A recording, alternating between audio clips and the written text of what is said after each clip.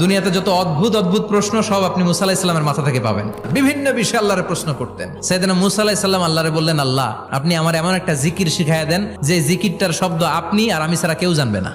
দিনে রাতে সব সময় এই জিকির আমি করব, আপনারে ডাকবো, কিন্তু শর্ত হলো এই জিকিরটা জানবে শুধু আপনি আর জানবো শুধু আমি। আল্লাহ বললেন, মুসা পড়ো লা ইলাহা ইল্লাল্লাহ।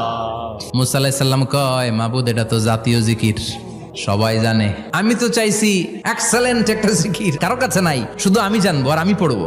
আল্লাহ বললেন, মুসা এই লা ইলাহাকে যদি এক পাল্লায় রেখে দাও, তাম বিশ্ব, 7 আকাশ 7 জমিনটারে তুলে যদি তুমি আরেক পাল্লায় রেখে দাও, লা রাজাহাত কাফাতু লা ইলাহা ইল্লাল্লাহ, মুহূর্তের মধ্যে লা ইলাহার পাল্লা ভারী হয়ে যাবে। ও মুসা, তুমি যতই এক্সক্লুসিভ জিকির চাও, লা ইলাহার চেয়ে দামি জিকির আমার কাছে নাই।